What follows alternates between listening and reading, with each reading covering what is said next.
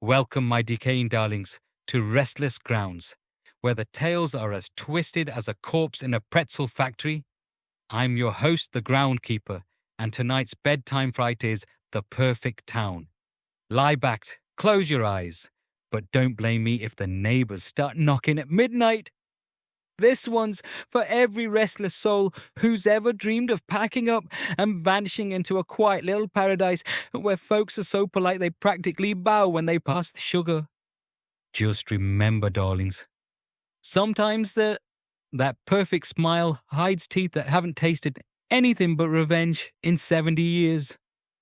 Sarah Bennett stepped off the dusty Greyhound bus on a crisp October afternoon, suitcase in one hand and greed in the other. The welcome sign sparkled like fresh paint. Blissville, politeness perfected. Since 1957. She breathed in deep. Apple pie, cut grass, and not a honking horn for miles. After what she'd done to earn this, slipping just enough arsenic into her husband's bedtime scotch to collect the insurance without raising eyebrows. This was heaven. No more screaming matches, no more city chaos, just perfection. Every resident on Main Street stopped what they were doing and turned in perfect unison. A dozen smiles, identical, frozen, bright as funeral lilies. "Hello, Sarah," they called, their voices overlapping like a choir that had rehearsed for decades. "We've been waiting for you." Sarah's step faltered for half a second. How did they know her name? She'd told no one the exact arrival time. But she forced a laugh. Small-town gossip travelled faster than the bus. This was exactly the welcome she'd paid for with blood money. Mr. Hargrove, the real estate agent, appeared at her elbow like he'd been waiting in the shadows. "Miss Bennett, your home is ready. We've prepared everything just for you." He bowed, and his smile never twitched. "You'll fit right in, just like the others." "The others," she echoed. "Oh yes," he said cheerfully. "They loved it here, forever." She brushed it off. People in perfect towns talked in riddles. That was part of the charm. Her new Victorian on Elm Street was a dream. Lace curtains, polished oak, not a speck of dust. But as she unpacked in the sunny kitchen, something nagged at her. Every calendar on the wall, every clock on the mantel, every date on the fridge magnets, all read October 13th. Her phone said the 12th. She checked the whole house, same frozen date. Must be some quaint local tradition, she told herself, pouring a celebratory glass of wine. How adorably old-fashioned. That night the knocking began. Soft, courteous taps at the front door. She opened it to an empty porch. A whisper drifted past her ear on the breeze, polite as a butler. "Tomorrow's the day. The perfect day." Sarah shut the door, heart fluttering. Just the wind. Just kids. This was bliss, remember? Morning came, except the clock still insisted it was the 13th. At the bakery, the owner slid a warm pie across the counter without being asked. "For you, Sarah. Just like we baked for the last newcomer." His eyes were bright, too bright. "They enjoyed it right to the very end." She forced a smile. "That's sweet." "Sweet as pie," he agreed, still beaming. The library was next.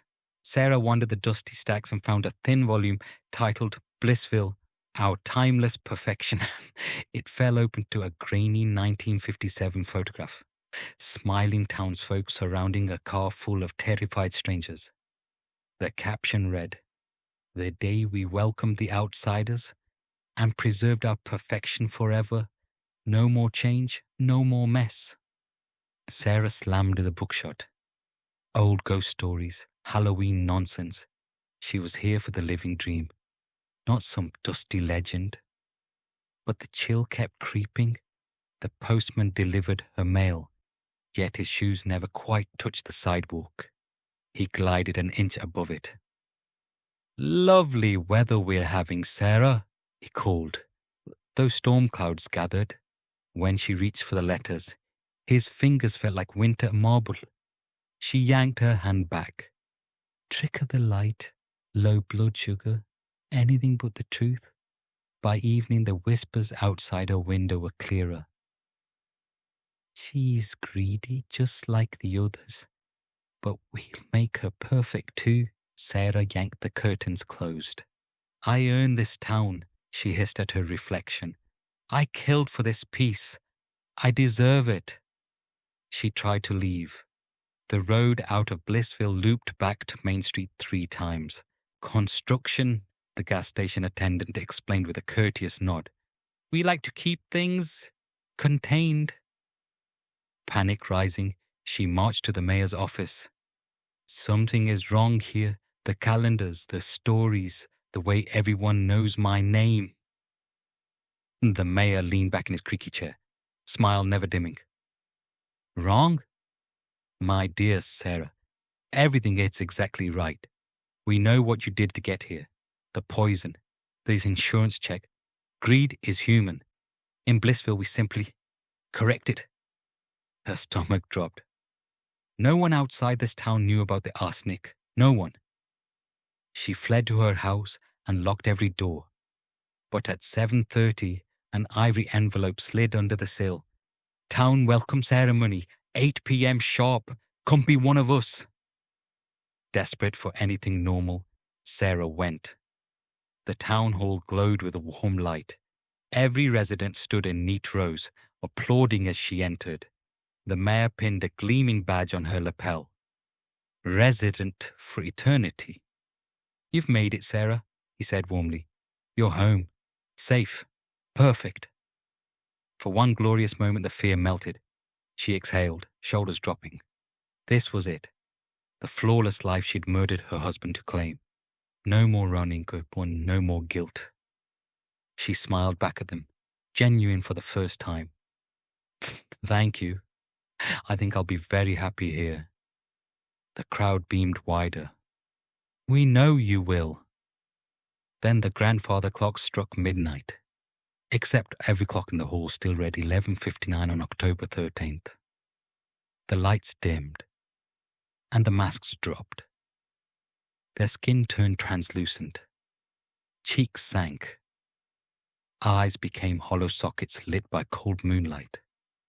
The mayor's form flickered like an old film reel caught in a loop. Time, he intoned, voice echoing from somewhere far beneath the earth. For the recreation. Sarah stumbled backward. What are you?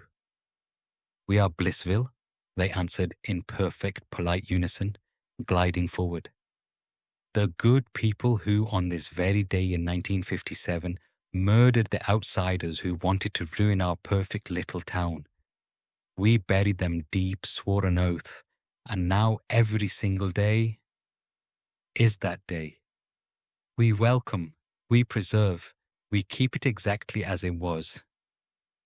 Knives appeared behind their backs, silver, gleaming, produced with the same courteous flourish they used to offered pie. It's your turn, Sarah.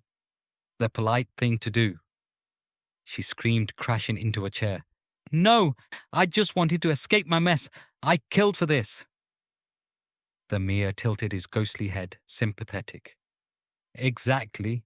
And now your greed brings you the perfection you craved, at the cost of your life. Poetic, isn't it? You murdered for paradise. We murder to keep ours. They closed in, still smiling, still murmuring, excuse me, and after you, as the first blade slid between her ribs with dreadful courtesy. Pain bloomed hot and final. Sarah crumpled, blood pooling across the perfect oak floor while the clues slammed into place like coffin nails. The frozen date, the murder day, the history book, their crime, the endless whispers, the warning she'd ignored for the sake of her dream. As her vision tunneled, the hall dissolved. The clock reset with a soft, satisfied click. Outside, the welcome sign shimmered again under fresh moonlight. Welcome to Blissville, The ghosts chorused in perfect harmony. The perfect town. And somewhere in the eternal loop, a new polite whisper joined the wind. Sarah's own scream, now forever courteous, forever waiting for the next greedy soul to step off the bus. Poor Sarah. She wanted a slice of perfection so badly she ended up getting sliced instead. Remember, my decaying darlings, if the neighbors smile too wide and the calendars never change, you might be the next ingredient in the town's secret recipe for eternal bliss. And the moral of our little bedtime story? Greed for a perfect life can be murder, especially when the town's already 6 feet under and still insisting on good manners. Sleep tight, my darlings, but lock your doors. This is the groundkeeper signing off from Restless Grounds, where the grass is always greener over the graves